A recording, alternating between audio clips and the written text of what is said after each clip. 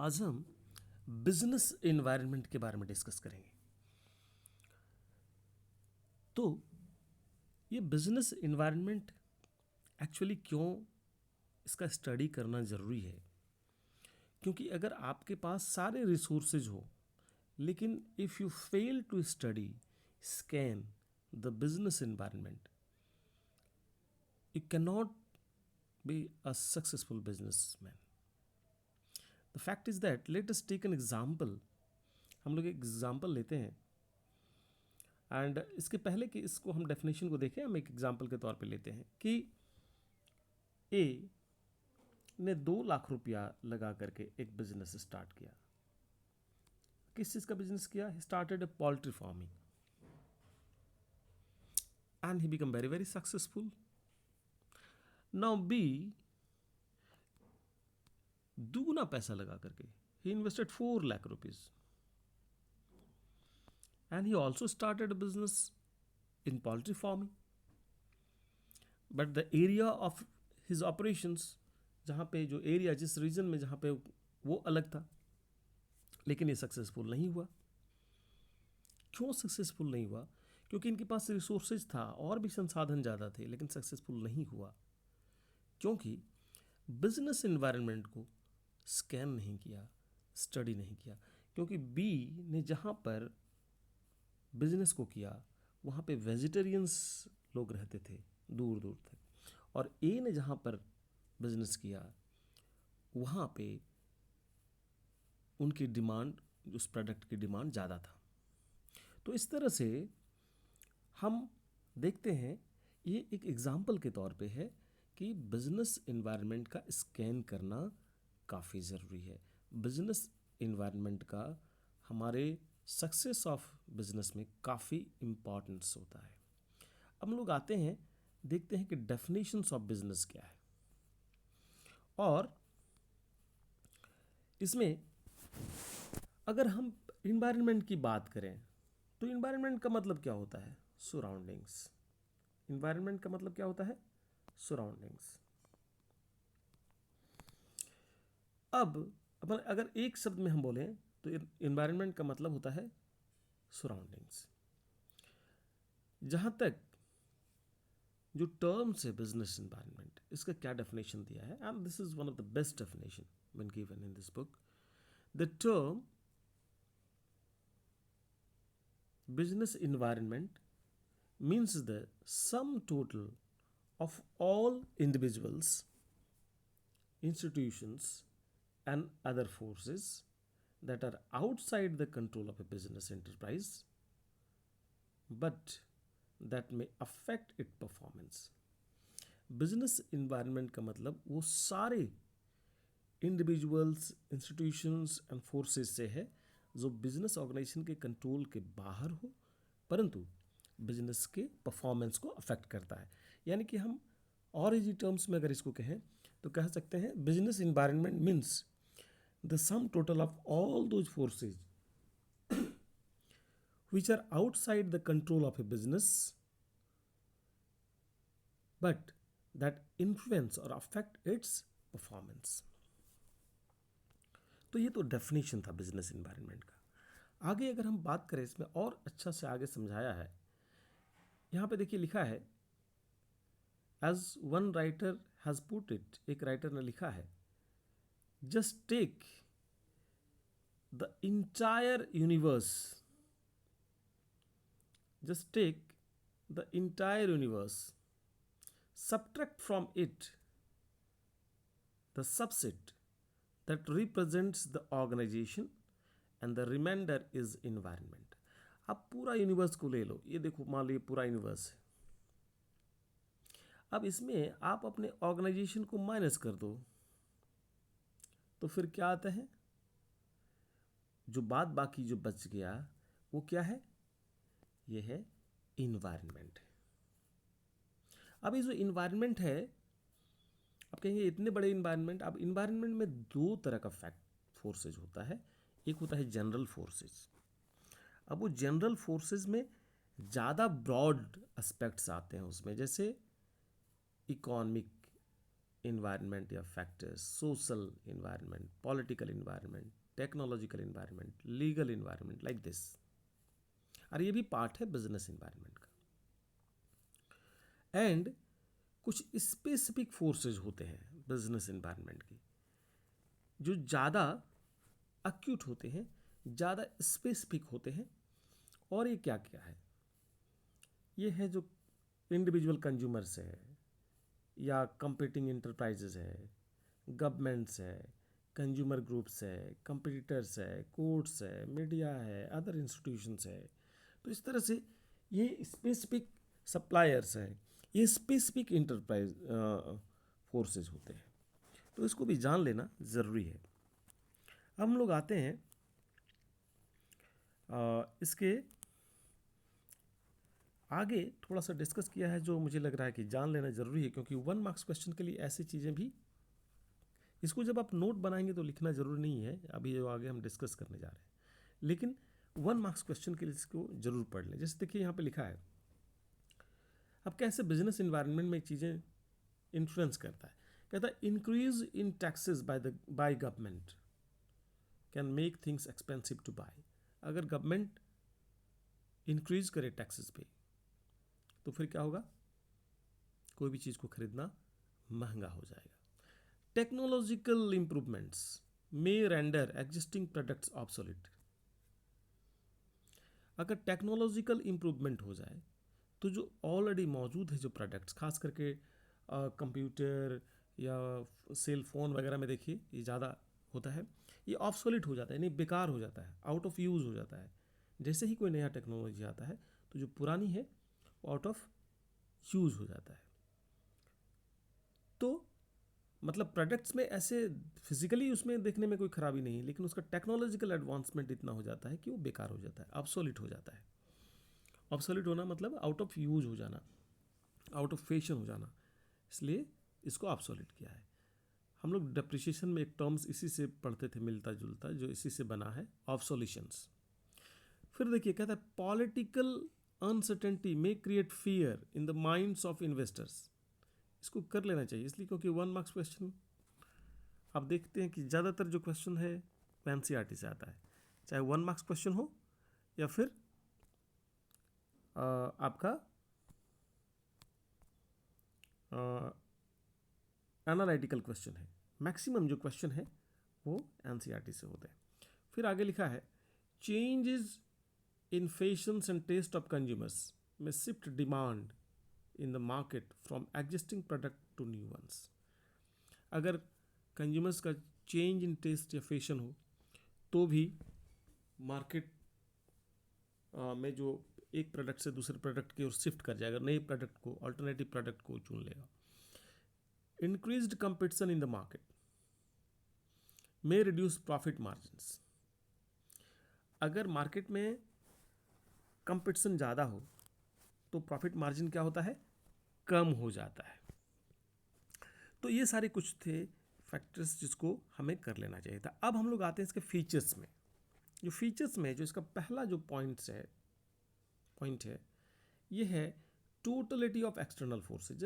जैसा कि हमने इसका डेफिनेशन में भी देखा था, it is the sum total of all those institutions and बाद बाकी फोर्सेज के बारे में दिया था, तो उसी को हमने यहाँ पे कहा टोटलिटी ऑफ एक्सटर्नल फोर्सेज। तो जो बिजनेस इन्वायरमेंट है, business environment is the sum total of all things external to business firm. Business firm के बाहर जो भी चीज़ें हैं, चाहे वो इंस्टीट्यूशन से, ऑर्गेनाइजेशन से, या और भी कोई चीज़ें हैं, as such is aggregative in nature, यानी कि कुल मिला करके वो बाद बाकी हमारा क्या होता है? बिजनेस इन्वायरमेंट होता है। तो ये है टोटलिटी ऑफ एक्सटर्नल फोर्सेस। फिर है दूसरा, और ये है स्पेसिफिक एंड जनरल फोर्सेस। जो नेक्स्ट पॉइंट है ये है स्पेसिफिक एंड जनरल फोर्सेस। अब जैसा कि हमने अभी डिस्कस किया था कि specific forces and general forces में क्या होता है। स्पेसिफिक फोर्सेस क्या होता है? जैसे इन्वेस्टर्स है, कस्टमर्स है, कंपटीटर्स है, सप्लायर्स है, ये स्पेसिफिक फोर्सेज होता है, इसको कर भी लेना जरूरी है क्योंकि जो एग्जामिनेशन में 1 मार्क्स क्वेश्चन बहुत बारी आ चुका है, नेम टू स्पेसिफिक फोर्सेज या नेम टू जनरल फोर्सेज। तो स्पेसिफिक एंड जनरल फोर्सेज, ये जो इन्वायरमेंट है, this is made up of specific forces and general forces. ये सारे स्पेसिफिक फोर्सेज है। जनरल फोर्सेज क्या है? Social environment, political environment, legal environment, technological environment या फैक्टर्स। उसी तरह से इकोनॉमिक फैक्टर्स या कंडीशंस या इन्वायरमेंट, इसका भी इम्पैक्ट होता है बिजनेस इंटरप्राइज में। तो जो बिजनेस इन्वायरमेंट होता है, इसी का दोनों का टोटलिटी होता है, specific forces and general forces. तो दोनों का एग्जाम्पल्स जो है अभी हमने डिस्कस किया, उसको कर लेना ज़रूरी है। अब आते हैं नेक्स्ट में, जो थर्ड इसका पॉइंट है, ये है इंटर रिलेटेडनेस। अब ये इंटर रिलेटेडनेस क्या है? इसका आंतरिक संबंध एक दूसरे से इंटरकनेक्टेड होता है, जैसे social factors and economic factor आपस में कनेक्ट रिलेटेड होता है। अब कैसे सोशल फैक्टर होता है? हमारा सोशल फैक्टर होता है, सपोज आप दुर्गा पूजा में आप नए कपड़े खरीदते हो, तो ये सोशल कस्टम है हमारा, लेकिन वो एक इकोनॉमिक फैक्टर को जन्म देता है, उसका डिमांड को बढ़ाता है। तो इस तरह से एक फैक्टर दूसरे फैक्टर से रिलेटेड होता है, इंटर रिलेटेडनेस होता है। जैसे अभी कोरोना वायरस के चलते लोग डिमांड बढ़ गया, लोग सैनिटाइजर्स या जो हैंड वॉश वगैरह है सब का ज़्यादा, खास करके सैनिटाइज़र का और फिर मास्क का ज़्यादा डिमांड भी बढ़ा। तो एक चीज़ दूसरी चीज़ से रिलेटेड होता है। अब देखिए हम लोग यहाँ पे इंटर रिलेटेडनेस जो इसका जो फैक्टर है, इसको हम लोग देखें तो यहाँ पे लिखा है डिफरेंट एलिमेंट्स और parts of business environment are closely interrelated. एक दूसरे से क्लोजली रिलेटेड है। For example, increased life expectancy of people and increased awareness for health care have increased the demand for many health products। जो health awareness लोगों का बढ़ा है, लोगों की लोगों में जागरूकता आई है, जिसके चलते हेल्थ प्रोडक्ट्स का डिमांड को बढ़ा देता है। तो एक फैक्टर दूसरे फैक्टर से रिलेटेड है। Services like soft drinks, fat free cooking oils, health resorts etcetera. तो इंटर रिलेटेड जो नेक्स्ट इसका जो फीचर है वो इंटर रिलेटेडनेस है। हम लोग नेक्स्ट इसका है डायनेमिक नेचर, गतिशीलता। हमें पता है कि एनवायरनमेंट काफ़ी डायनेमिक होता है, it keeps on changing quite instantly, her second में चेंजेज आते रहता है। अब है business environment is dynamic in that it keeps on changing, whether in terms of technological improvement, shifts in consumer preference or entry of new competition in the market। तो business environment में लगातार change होते रहता है। अब technological क्षेत्र में तो चेंजेस ज़्यादा देखने को मिलता है। तो इस तरह से ये डायनेमिक इन नेचर होता है। We a businessman need to keep pace with this changing environment if he or she want to be successful। इसलिए इसका जो डायनेमिज्म है, जो डायनेमिक नेचर है बिजनेस एनवायरनमेंट का, क्योंकि ये इसमें चेंजेस होते रहता है, ये भी इसका एक फीचर है। फिर हम लोग आते हैं अनसर्टेनिटी। बिजनेस इन्वायरमेंट अनिश्चितता से भरा हुआ है। अब कुछ भी निश्चित नहीं है, you can not forecast anything before. अब पहले कोई भविष्यवाणी नहीं कर सकते। Business environment is largely uncertain as it is very difficult to predict future happenings, especially when environment changes are taking place too frequently, as in the case of information technology or fashion industry। Fashion industry या information technology में काफ़ी changes आता है। आज Pentium core है तो फिर dual core है तो दिस है तो दैट है, इतनी चेंजेज आता है कि आप पहले से कोई प्रिडिक्ट नहीं कर सकते। और भी जगह में, जैसे अभी कोरोना वायरस है, 1 साल पहले लोग प्रिडिक्ट नहीं कर सकता था कि इसके चलते हमारा जो एक इकोनॉमिक स्लो डाउन पूरे वर्ल्ड वाइड देखने को मिलेगा। हमारे यहाँ पे सेंसेक्स 41,000 क्रॉस कर गया था और फिर कहाँ नीचे आ गया था ऑलमोस्ट 25,000 के करीब। तो ये अनसर्टेनिटी को आप फोरकास्ट नहीं कर सकते, अनिश्चितता को फोरकास्ट नहीं कर सकते पहले से। फिर एक कॉम्प्लेक्सिटी, ये कॉम्प्लेक्सिटी कैसे है, जटिलता कैसे है। बिजनेस एनवायरनमेंट की ये भी एक इंपॉर्टेंट फीचर है कि काफ़ी जटिल होता है इसको समझना। Since business environment consist of numerous inter related and dynamic conditions और फोर्सेस, ये बहुत सारे इंटर रिलेटेड जो आपस में एक दूसरे से कनेक्टेड होता है, और डायनेमिक कंडीशंस जो गतिशीलता बनी रहती है उसमें, ऐसे फोर्सेस से मिल करके एनवायरनमेंट बनता है जिसके चलते ये काफ़ी कम्प्लेक्स होता है। which arise from different sources, it becomes difficult to comprehend at once. उसको समझना काफ़ी मुश्किल होता है, comprehend करना मुश्किल होता है। What exactly constitute a given environment? तो इसको समझना मुश्किल होता है। कहता है आगे,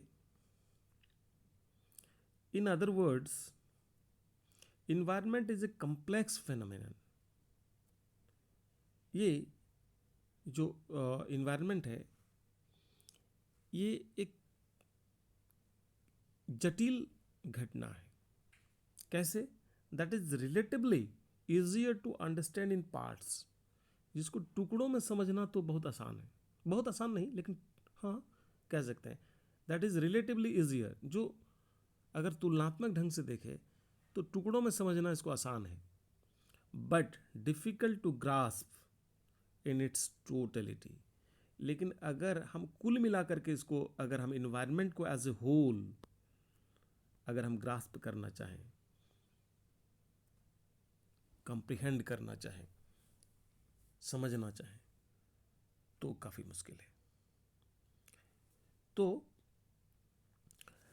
फिर हम लोग आगे देखें इसका, और एक इन्वायरमेंट है रिलेटिविटी। अब ये रिलेटिविटी का मतलब क्या होता है? ये होता है business environment is a relative concept since it differs from country to country and region to region. जो बिजनेस इन्वायरमेंट है ये एक रिलेटिव कंसेप्ट है, ये एक साक्षिप कंसेप्ट है जो हर रीजन में समान नहीं रह सकता है। Region to region, country to country, area to area differ करता है। ये होता है रिलेटिविटी, एक जैसा हर जगह नहीं होता है। Political conditions in the USA for instance differ from those in China और पाकिस्तान।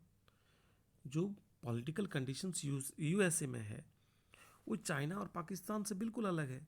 जो सोशल कल्चर इंग्लैंड में है वो इंडिया से बिल्कुल अलग है।